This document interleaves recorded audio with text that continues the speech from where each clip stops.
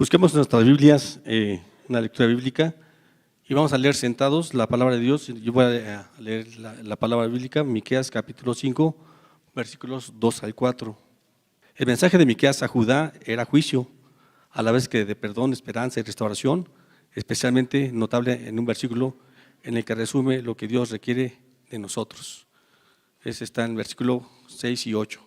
Este es lo que habla todo el libro de Miqueas, pero Miqueas capítulo 5, versículo 2 al 4, voy a leer para ustedes. Me siguen con su vista, por favor. Dice así la palabra de Dios. Pero tú, Belén, Efrata, pequeña para estar entre las familias de Judá, de ti me saldrá el que será Señor en Israel, y sus salidas son desde el principio, desde los días de la eternidad. Pero los dejará hasta el tiempo que dé a luz la que ha de dar a luz, y el resto de sus hermanos se volverá con los hijos de Israel. Y él estará y apacentará con poder de Jehová, con grandeza del nombre de Jehová su Dios, y morarán seguros, porque ahora será engrandecido hasta los fines de la tierra. Es palabra de Dios y habla de Jesucristo. Es una profecía para nosotros que vamos a tener esta palabra de Dios. Voy a pedir de favor que estemos prestos a la palabra de Dios. Venimos a aprender también y estemos prestos a escuchar al pastor David. Buenas tardes a todos nuevamente. Sean todos bienvenidos. Les pido inclinar el rostro para orar y poner este tiempo en las manos de nuestro Dios. Señor Jesús, hemos cantado, hemos orado, hemos leído tu palabra, hemos presenciado el sacramento, se ha celebrado el sacramento del bautizo en obediencia.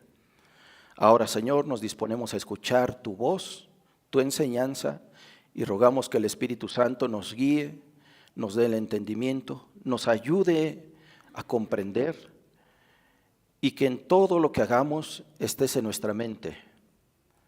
Por favor, Jesús, ayúdanos. Tu Espíritu Santo en este lugar, tu presencia aquí, es lo mejor que tenemos. Es lo mejor que hay, tu presencia. Ayúdanos a disfrutarla y ayúdanos, Señor, a adorarte como tú debes de ser adorado. En el nombre de Jesús lo pedimos. Amén. Permítame explicar un poco el contexto de Miqueas. Miqueas está viviendo una época de división en Israel. El pueblo de Israel se ha dividido en el norte y en el sur.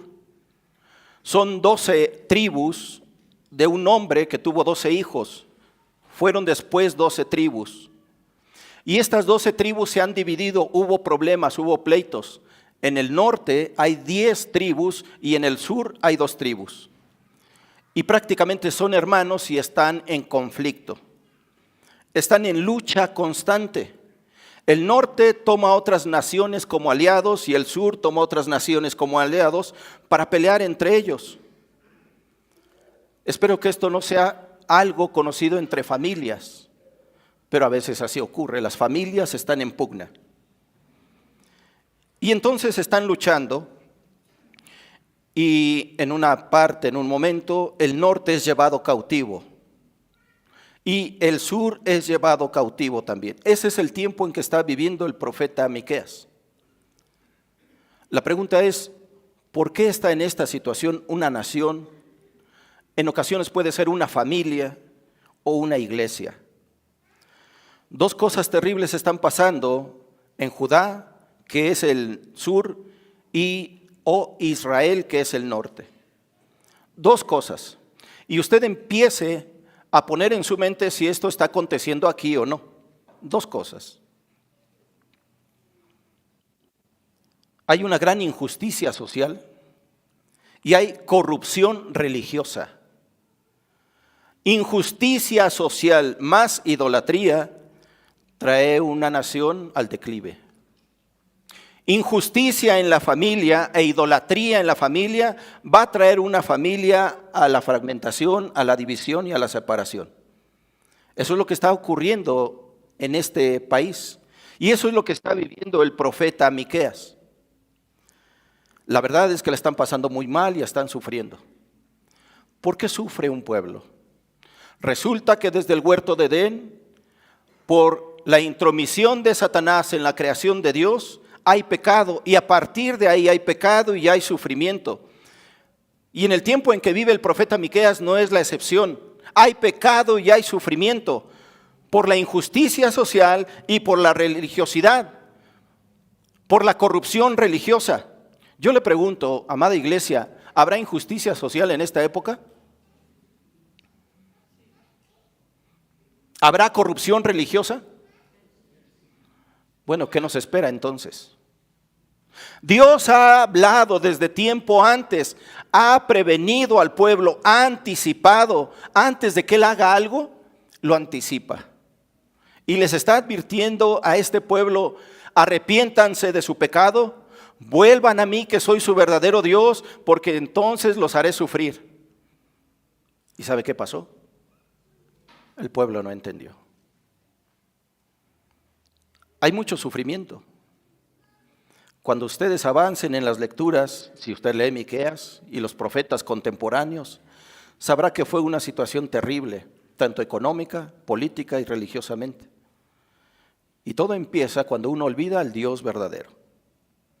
Hay corrupción y hay depravación. Dios está llamando constantemente: regresen a la verdad. Y para nuestros invitados, quienes están, la Biblia para nosotros es la máxima autoridad. Es la palabra de Dios, es Dios mismo dejando su voluntad y el deseo de su corazón para la humanidad. No hay nada más para nosotros sobre la tierra que esto. Y Dios, fuera de eso no tenemos otra autoridad. Nos sometemos a las autoridades civiles, las respetamos, pero quien gobierna es esto. El gobierno podrá decir que tenemos que aceptar a la ideología de género y al aborto, pero si la Biblia no lo dice, eso no lo obedeceremos. Por eso la Biblia es la máxima autoridad de fe y es lo que les está diciendo Dios: regresen a la verdad, regresen a la palabra, hagan lo correcto, y el pueblo no entendió. Así es que el contexto en general es sufrimiento y es crisis. ¿Habrá sufrimiento en esta época? ¿Y sabe por qué? Porque hay injusticia social y hay corrupción religiosa. 3 puntos en este texto. Versículo 2. Miqueas 5, versículo 2. Pero tú, Belén Efrata, pequeña para estar entre las familias de Judá, de ti me saldrá el que será Señor en Israel, y sus salidas son desde el principio, desde los días de la eternidad. Esa última expresión habla de la eternidad de la persona que se anuncia que va a nacer en ese lugar, es decir, Jesús. Estamos a unos días de celebrar la Navidad y esto ya se está anunciando. ¿Sabe en qué año se profetizó esto? Yo sé que ustedes saben. Bueno, si alguien no sabe. 750 años antes de que naciera Jesús. Para nosotros ya son casi 2750 años. Miqueas está diciendo: en ese lugar en específico nacerá un ser que es distinto a todos y es especial. Y ese ser que nazca ahí será Señor sobre Israel y sobre toda la creación. Jesús. El primer punto para meditar esta mañana es este: la profecía de la primera venida. Dios anunció, como siempre lo hace, que enviaría a alguien, en este caso su Hijo, para liberar. Y desde 750 años antes ya lo había anunciado.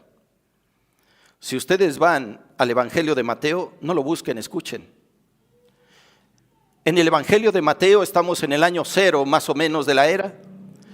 Vienen sabios de Oriente, no eran magos, eran sabios, no eran astrólogos, eran astrónomos, estudiaban las constelaciones y los planetas, y a través del estudio de los planetas saben que va a ocurrir un evento cósmico, eterno. Lo descubren en las estrellas, ¿sí? Porque el Dios que creó el cielo y el universo les habló a través de eso. Hay un físico matemático llamado Hugh Ross, que si ustedes lo investigan, él es astrónomo y ahí descubrió la Biblia. Él no quería saber nada de Dios ni de Jesús. Pero estudiando eso, supo que hay un ser supremo, hay un Dios. Y entonces estos sabios de Oriente llegan a Belén de Judea y preguntan, ¿dónde nació el rey? ¿Dónde está el rey que ha de nacer? Pero resulta que el rey es Herodes, un hombre perverso. El rey dice, ¿cómo que va a nacer el rey? Pues díganme dónde va a nacer, y manda a llamar a los sabios judíos, a los escribas, a los rabinos, y pregunta, ¿esto es verdad? Ellos responden, sí. Escrito está, y precisamente citan este texto de 700 años de antigüedad y se lo dicen al rey Herodes en el año 0. Y tú, Belén, de la tierra de Judá, no eres la más pequeña entre los príncipes de Judá, porque de ti saldrá un guiador que apacentará a mi pueblo Israel. Y ese guiador y ese apacentador, ese pastor se llama Jesús, el Hijo de Dios. Herodes le dice a los sabios, está bien, vayan y cuando lo encuentren me avisan. Nunca le avisaron. Se enojó Herodes. Conocemos la historia, ¿verdad? ¿Qué fue lo que hizo Herodes? Pregunto, ¿solamente en el tiempo de Miqueas hay injusticia social y hay corrupción religiosa? ¿Fue en el año 0 que había injusticia social y corrupción religiosa? ¿Es en el año 2024 que hay injusticia social y corrupción? En todas las épocas lo ha habido y cada vez es peor. Entonces manda matar a todos los niños de 2 años abajo. ¿Cómo se sentiría usted? Los que somos padres, que nos maten a un hijo. Una cosa es que mueran y eso es cruel y es terrible, pero que no lo maten. Una madre que esté peleando por su hijo y luchando y vea cómo es atravesado con la espada o cortado. El tema es el mismo. Dios sigue diciendo lo mismo, arrepiéntanse de su pecado, dejen las falsas prácticas religiosas y vengan a la verdad. Pero Miqueas nos da una esperanza y una profecía que se cumplió. Pero tú, Belén Efrata, pequeña para estar entre las familias de Judá. Y cuando dice pequeña es despectivo. Como diciendo, bueno, tú estás tan pequeño, eres tan insignificante que ¿qué puede bueno salir de ti? Pero resulta que de lo pequeño y de lo insignificante Dios hace cosas grandes. Ninguno aquí debe de sentirse menospreciado, ni pequeño, ni insignificante. Porque cuando Dios pone su mirada en usted y pone sus planes, usted será alguien especial para Él. Y resulta que la interpretación o traducción de este lugar, Belén Efrata, es muy interesante. Belén está compuesto de 2 palabras, que se traduce casa de pan. Y Efrata es fructífero, es productivo, es algo que da fruto. Así es que el lugar es un lugar muy especial, a pesar de que es pequeño. Había un gran cultivo de trigo y entonces se producía mucha harina y había producción de pan. Por eso es casa de pan. Pero además fructífero, productivo. Aún en nuestra esterilidad del corazón, nuestra esterilidad religiosa, si Dios pone su mirada en nosotros, nosotros seremos fructíferos. Como esa pequeña localidad en Belén. Tú, Belén Efrata, pequeña, insignificante entre todas las comunidades, de ti saldrá el ser más especial que jamás ha existido. Así es que el primer punto es la profecía. Se anunció. Y en el tiempo de Herodes nace este Mesías prometido. Segundo punto, versículo 3. Pero los dejará hasta el tiempo que dé a luz la que ha de dar a luz. A excepción de algunas mujeres, y esta es la alusión que hace cuando una mujer da a luz, la mayoría tienen dolores y sufren. La mayoría, algunas no. Pero lo común es que la mujer cuando alumbra tiene dolores y se le llaman dolores de parto y para muchas es terrible. Eso es lo que está haciendo alusión el profeta. Cuando la nación haya sufrido mucho y haya pasado el sufrimiento, en ese tiempo van a ser abandonados. Dice, los dejará. El primer punto es que se profetizó que Jesús vendría. El segundo punto es que nos dejaría. Y no ocurrió eso. Jesús nació, murió, resucitó, se fue, ¿sí o no? Ahora, Él sabe perfectamente lo que es la soledad y no nos deja huérfanos, no nos deja solos. Pero esto experimentó también la nación por no haber obedecido. Habrá un tiempo en que les voy a mandar un Salvador, pero también los abandonaré hasta que entiendan la lección. ¿Quién de nosotros ha aprendido a la mala? Si quiere, levante su mano, si no, no. ¿Alguien aprendió a la mala? Yo sí. Mi papá me dijo, fue muy específico y muy claro, no hagas esto, no lo hagas, no se te ocurra hacer esto. Y me lo repetía y me lo repetía. Y en una ocasión me vio intentando hacer eso que me prohibió y me dijo, no lo hagas, no se te ocurra hacerlo, no te va a ir bien. Y en una ocasión que no había nadie, ¿saben qué hice? Lo que me dijeron que no hiciera. Ahora no se vayan a reír, pero me ocurrió. Por eso aprende uno a las malas. Tomé un cuchillo de acero, ¿y saben dónde lo metí? En el enchufe. ¿Y saben qué pasó? Me da miedo la electricidad. No lo volví a hacer.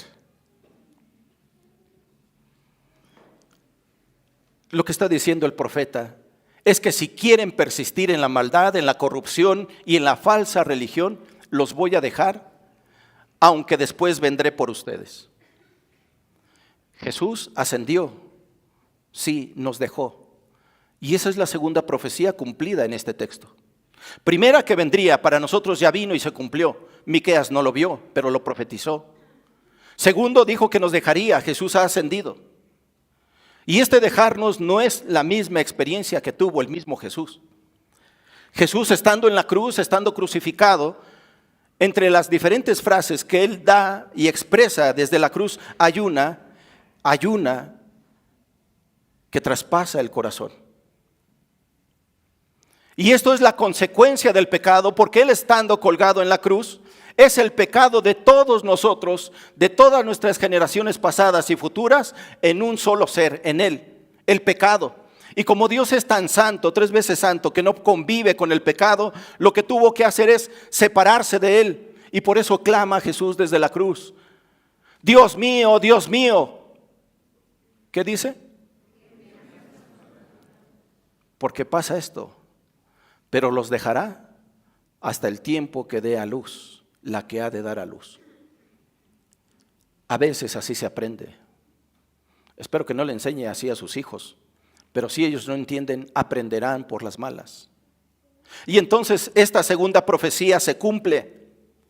Jesús ascendió, pero no nos deja solos. Dijo, no los dejaré huérfanos. Estará el Espíritu Santo con ustedes, porque Él sabe lo que es la soledad y el abandono del Padre. Y lo que estamos viendo son profecías. No solamente es la venida del Mesías, sino su ascensión. Y por último, el tercer punto, su segunda venida. El día de hoy es el 4º domingo y último domingo de Adviento. El Adviento es un tiempo de espera, es un tiempo de preparación. ¿Qué es lo que esperamos? ¿Qué nos preparamos? Para el 24, celebrar el nacimiento de Jesús. Este es el 4º y último domingo. Y estamos en vísperas de la Navidad. Pero también nosotros tenemos que recordar al celebrar la Navidad que Jesús viene por segunda vez. Versículo 3 y 4. Y el resto de sus hermanos se volverán con los hijos de Israel. Y Él estará y apacentará con poder de Jehová, con grandeza del nombre de Jehová su Dios, y morarán seguros, porque ahora será engrandecido hasta los fines de la tierra. Eso habla de su segunda venida. Y nosotros deberíamos de estar preparados para la segunda venida. Hay un pastor que sigo de Estados Unidos. Y mire, si no estamos en un problema de corrupción religiosa y de injusticia social. ¿Hay Navidad sin Jesús? ¿Usted qué cree? Resulta que en Estados Unidos hay algunos estados y algunos lugares locales donde hay celebración de Navidad, pero ¿sabe qué se ha prohibido? Que se mencione a Jesús. Sí, es una celebración, pero nadie mencione a Jesús. Eso lo acaba de decir un pastor en una predicación, un pastor de Estados Unidos. Eso llama la atención. Y alguien podrá decir, bueno, eso pasa allá, aquí no pasa. ¿En verdad? Cuando celebramos la Navidad, Jesús es el invitado principal en nuestra mesa. Es el invitado principal en casa. Pero esto ya es una ley y está prohibido mencionar a Jesús. ¿Cómo es posible que se celebre Navidad sin Jesús? ¿Es posible? Ahora, con todo respeto, pero con toda firmeza, las abortistas ¿pueden celebrar Navidad? ¿Qué es la Navidad? Una mujer que está en contra de la vida humana en su propio cuerpo en ocasiones, ¿puede celebrar Navidad? ¿Es congruente? Bueno, a ese grado hemos llegado.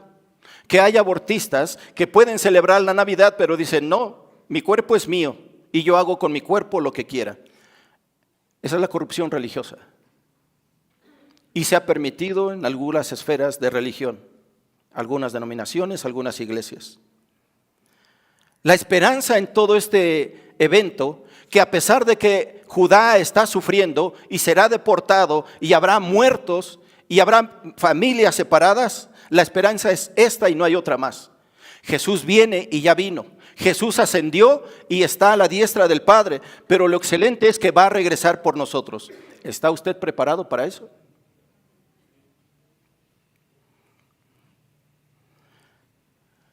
No sé por qué hay sufrimiento, ¿usted lo sabe? El sufrimiento es por el pecado. Yo quisiera que ninguno de ustedes sufriera. Quisiera darles el antídoto ahora y decirles, nadie va a sufrir. La verdad es que todos vamos a sufrir. ¿Cuánto? No lo sé. Pero sufrimos porque nos enfermamos. Sufrimos porque muere un ser querido. Sufrimos porque pasa algo malo. Sufrimos porque nos es quitado. Sufrimos por muchas cosas. Y la esperanza a todo este sufrimiento es que Jesús viene y dice que nos va a dar paz y nos va a quitar todo esto. Versículo 5. Y el ser que nacerá, será nuestra paz. Hay sufrimiento en el tiempo de Miqueas, año 750 antes de Cristo. Hay sufrimiento en el año 0. Se dice que cuando Herodes manda matar a los niños menores de 2 años, fueron muchos los que murieron. ¿Alguien sabe, tiene idea cuántos murieron? Aunque haya muerto uno solo. Eso ya era terrible. Según los que estudian, dicen que al menos los niños que murieron fueron 20. Pudieron haber sido miles o pudieron haber sido 20. ¿Cómo es posible que cuando nace el niño profetizado en Miqueas siga habiendo sufrimiento? Sí, porque sigue habiendo corrupción religiosa e injusticia social. Herodes, lo único bueno que dicen de Herodes es que construía muchas cosas, muchos edificios. De hecho, al templo se le llamó el templo de Herodes. Pero fuera de ahí era un hombre perverso, ruin, sanguinario. Mandó matar a su esposa y a sus 2 hijos. Claro que podía matar a hijos ajenos. Pero la esperanza es que el Mesías vino, ascendió y regresará. Si nosotros no vivimos con una mentalidad de que Jesús viene por segunda vez, el siguiente año Jesús va a salir de nuestra celebración. Y usted va a decir, no, eso no creo que pase. No, eso ya está pasando. Cuando el alcohol gobierna los sentidos, cuando la disputa familiar se vuelve intensa que ni siquiera en Navidad nos podemos ver. Por la corrupción. Bueno, pero como eso ocurrió en Jerusalén en el año 750, no hay de qué preocuparse en Shona, ¿verdad? Son aquellas familias que les gusta el pleito, a las de aquí no. Bueno, a los de mi rancho sí, porque no soy de Shona. Bueno, ya soy por adopción. pero de mi rancho allá por el volcán, donde la gente es de hielo. 3 cosas. Se anunció que vendría y vino. Jesús ya vino. Se anunció que se iría y se fue. Se anunció que regresaría y va a regresar.